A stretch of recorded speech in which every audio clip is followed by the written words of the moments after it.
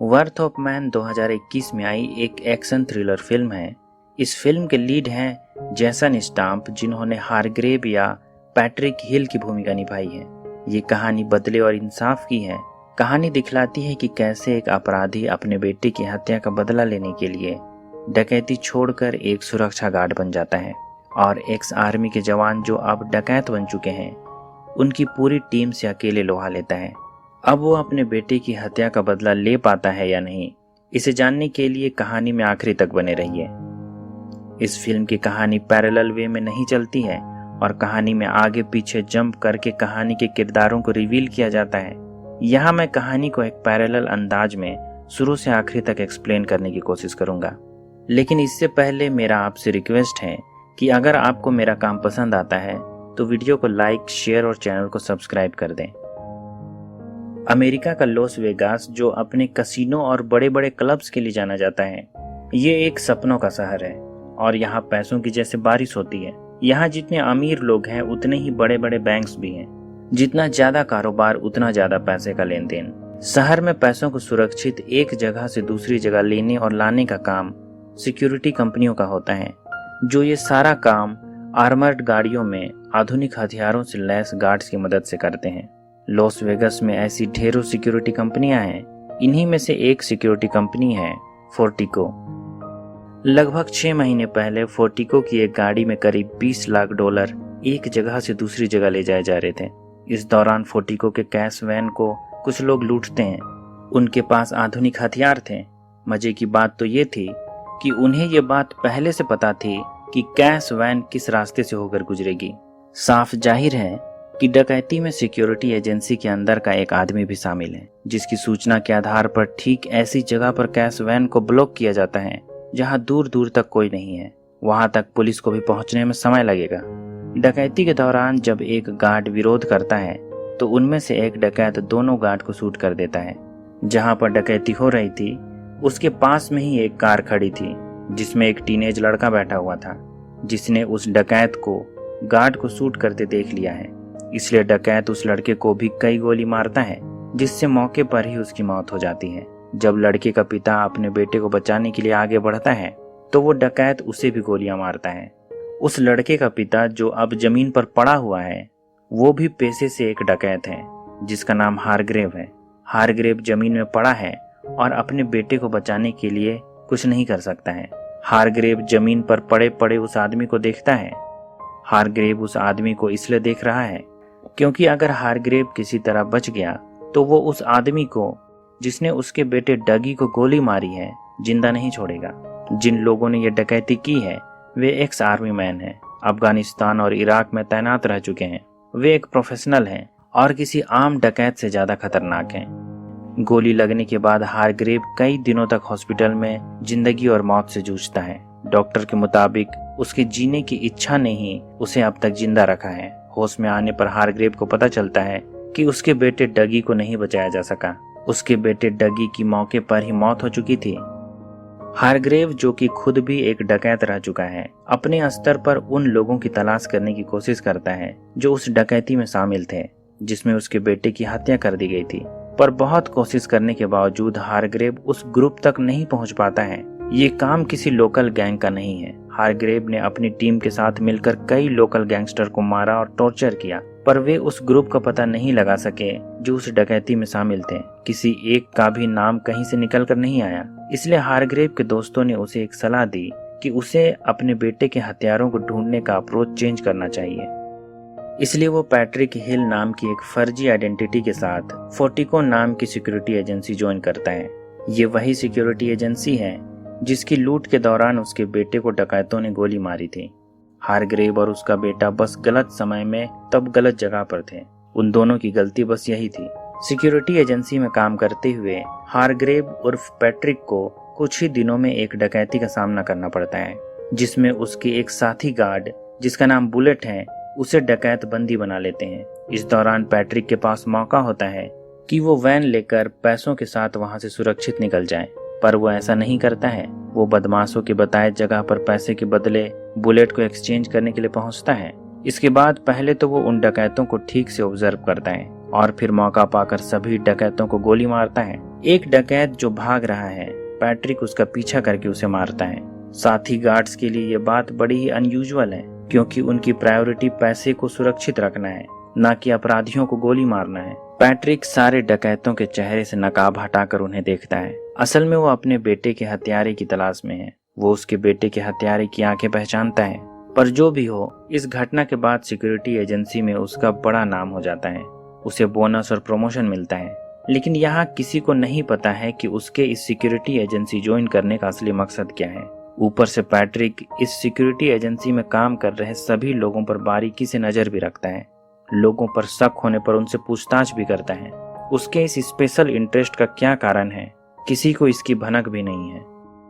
एक दिन cash transfer के दौरान फिर से उसके वैन पर डकैतों का हमला होता है, लेकिन जब डकैत पैट्रिक को देखते हैं तुरंत वहां से भाग जाते हैं। असल में इस डकैती में पैट्रिक के ही पुराने साथी मौजूद थे, इसलिए जब वे पैट्रिक उर्फ हारग्रेव को देखते हैं तो बिना झमेला खड़ा किए वहां से निकल जाते हैं। डकैत पैट्रिक को देखकर क्यों चले गए, ये बात केवल पैट्रिक और डकैत ही जानते हैं। सिक्योरिटी एजेंसी के लोगों के लिए ये बात समझना मुश्किल है। उन्हें लगता है कि डकैतों के अंदर पैट्रिक का डर है, इसलिए वे वहां से भाग गए, क्योंकि उसके कारनामे ही कुछ ऐसे थे। लेकिन ऐसा नहीं है, वे उसके पुराने साथी हैं और उन्हीं की सलाह पर पैट्रिक उन हथियारों को ढूंढने के लिए इस सिक्योरिटी एजेंसी में आया है। पैट्रिक इस इंतजार में है कि एक दिन फिर से उसका सामना उसी गैंग से होगा जिन्होंने उसके बेटे को मारा था। तब वो अपने बेटे की हत्या का बदला ले सकेगा। उसका ये सपना जल्द ही पूरा होने वाला है, क्योंकि एक्स आर्मी गैंग एक नई डकैती को अंजाम देने वाले हैं। वे इस बार किसी एक कैश वैन को निशाना नहीं बनाएंगे, बल्कि वे पूरे डिपो पर ही अपना हाथ साफ करना चाहते हैं। लेकिन ऐसा करना आसान नहीं होगा। वहाँ ढेरों गार्ड्स होंगे और बड़ी बंदूकें होगी। इस डिपो को लूटने की योजना एक्स आर्मी गैंग के लीडर, जिसका नाम जैक्सन है, उसने बनाई है, जिसे उसके दोस्त सार्जेंट या सार्ज भी कहते हैं। इस कैश डिपो को लूटने के बाद उनके हाथ करीब 16 करोड़ डॉलर लगेंगे।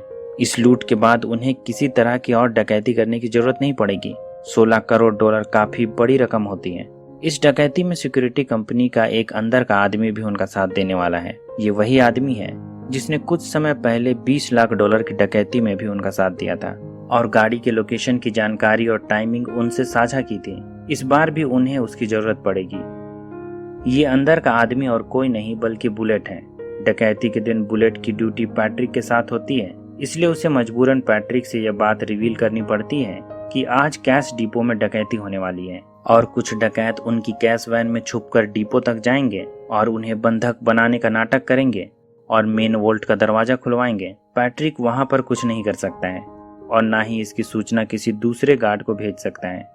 पैट्रिक को अब तक ये बात पता नहीं है कि इन डकैतों में एक डकैत वो भी है जिसने उसके बेटे को मारा था। वैन में बैठे डकैत डिपो में प्रवेश कर जाते हैं और बुलेट और पैट्रिक को बंधक के रूप में रखकर दूसरे आर्म्स गार्ड को भी अपने बंदूक फेंकने के लिए मजबूर करते हैं। हालांकि एक्स आर्मी गैंग किसी भी तरह की मुठभेड़ के लिए पूरी तरह से तैयार है।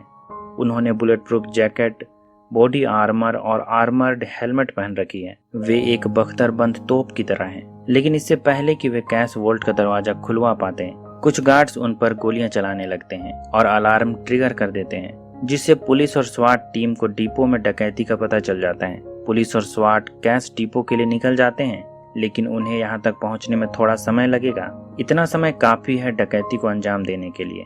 डकैत हर वर्स्ट कंडीशन के लिए पहले से तैयार हैं। वे जवाबी गोलीबारी करने लगते हैं और लगभग सारे गार्ड्स को या तो मार देते हैं या जख्मी कर देते हैं। लंबी गोलीबारी में उनके एक साथी के आर्मर से गोली पार हो जाती है और वो जख्मी हो जाता है। इधर पैट्रिक ज्यादा देर तक बिना कुछ किए डकैती होते नहीं देख सकता है, इसलिए वो एक डकैत को दबोचता है और उसके बंदूक से उसके पैरों पर गोली मारकर उसे जख्मी कर देता है और नेक चोक का इस्तेमाल करके उसे मार देता है। इसके बाद वो उसकी बंदूक और हेलमेट पहनकर कैश लोड कर रहे एक डकैत को मारता है। इसके बाद वो एक और डकैत को मारता है। बुलेट अब उन डकैतों के साथ है और बैग लोड कर रहे उसके साथी की मदद करने के लिए अपने सिक्योरिटी एजेंसी के साथियों को मारना शुरू करता है। पैट्रिक पर भी गोलियां चलाता है, जिससे पैट्रिक जमीन पर गिर जाता है। उन्हें लगता है कि पैट्रिक मर चुका है, पर बुलेट प्रूफ जैकेट की वजह से वो बच गया। मुठभेड़ के दौरान जब एक डकैत कैश लोड कर रहा था, पैट्रिक ने उसमें से एक बैग में अपना सेलफोन छुपा कर रख दिया। जब डकैत डकैती को अंजाम देकर वहां से जा रहे थे, उनमें से एक डकैत पर पैट्रिक की नजर पड़ती है। पैट्रिक उसकी आंखों से उसे पहचान लेता है। ये वही डकैत है जिसने उसके बेटे को गोली मारी थी। इधर जब डकैत डिपो से निकलते हैं, उनके पीछे पुलिस और स्वाट टीम पड़ जाती है। डकैतों में अब केवल 2 लोग सार्ज और जैन ही बचे हैं। जैन वही आदमी है जो सनकी और बेरहम है और इसी ने पैट्रिक के बेटे को मारा था। बुलेट भी इसी गाड़ी में मौजूद है क्योंकि वो अब डकैतों के साथ है। वे भागते हुए एक टनल में घुस जाते हैं और टनल का दरवाजा रिमोट एक्सेस के जरिए बंद कर देते हैं। उन्होंने ये सारी घटना को पहले से प्लान किया था। इस टनल में एक पुराना रास्ता है जो उन्हें शहर के दूसरे छोर में निकालेगा। इस रास्ते की जानकारी केवल उन्हें है क्योंकि ये एक पुराना रास्ता है और नए नक्शे में इसे नहीं दिखाया गया है। पुलिस और स्वाट टीम उनका इंतजार टनल के एंट्रेंस और एग्जिट में कर रहे हैं, जहां से निकलने का उनका कोई प्लान नहीं है। उनकी योजना तो टनल में छुपे एक चोर दरवाजे से भागने की है। टनल के अंदर पहुंचने के बाद पहले तो जैन और बुलेट सारा कैश अनलोड करते हैं। इसके बाद मौका पाकर जैन पहले से जख्मी सार्ज का गला काटकर उसे मार देता है। सार्ज के बारे में पूछने पर वो बुलेट को बतलाता है कि सार्ज की गोली लगने से मौत हो चुकी है। इसके बाद जैन बुलेट के साथ फाइनल एक्सट्रैक्शन पॉइंट तक पहुंचता है और यहाँ धोखे से बुलेट को भी मार देता है और सारा पैसा अपने साथ लेकर गायब हो जाता है। उसे पता नहीं है कि पैट्रिक ने कैश से भरे एक बैग में चुपके से अपना फोन रख दिया है, जिसे ट्रेस करके उसका एग्जैक्ट लोकेशन पता किया जा सकता है। अपने घर पहुंचने के थोड़ी देर बाद जब जैन शावर लेकर बाहर आता है और अपनी विक्ट्री सेलिब्रेट करता है, तब उसे एहसास होता है कि उसके कमरे में कोई और भी मौजूद है। ये और कोई नहीं, पैट्रिक उर्फ हारग्रेव है, जो काफी देर पहले वहां पहुंच चुका है और उसकी बंदूक का निशाना जैन पर है। तब जैन अपनी जान बचाने के लिए उसके सामने चुराया गया आधा कैश देने की पेशकश रखता है, यानी 16 में से 8 करोड़ डॉलर। पर पैट्रिक को पैसों से कोई लेना देना नहीं है। उसने जैन को पहचान लिया है। उसकी आंखें वही आंखें हैं जिसे उसने कुछ महीने पहले जमीन में जख्मी पड़े देखा था। आंखों के पास वही स्कार के निशान हैं जो ये बात कंफर्म करती है कि उसके बेटे को मारने वाला और कोई नहीं बल्कि यही आदमी जैन है। तब पैट्रिक अपने बेटे की आखिरी मेडिकल हिस्ट्री उसे दिखलाता है, जिसमें बतलाया गया है कि उसके बेटे की मौत कैसे हुई है। लीवर, लंग, स्प्लीन और हार्ट में उसके बेटे को गोली लगी थी और खून बहने और ट्रोमा से उसकी मौत हुई थी। पैट्रिक भी जैन को उन्हीं जगहों पर गोली मारता है जहां उसके बेटे को गोली लगी थी और जैन की मौत भी ठीक वैसे ही होती है जैसे पैट्रिक के बेटे की मौत हुई थी। इसी के साथ पैट्रिक उर्फ हारग्रेव का बदला पूरा हो जाता है। उम्मीद करता हूँ कि यह कहानी आपको पसंद आई होगी। अगर ऐसा है तो वीडियो को लाइक, शेयर और चैनल को सब्सक्राइब कर दें। अभी तक बने रहने के लिए शुक्रिया।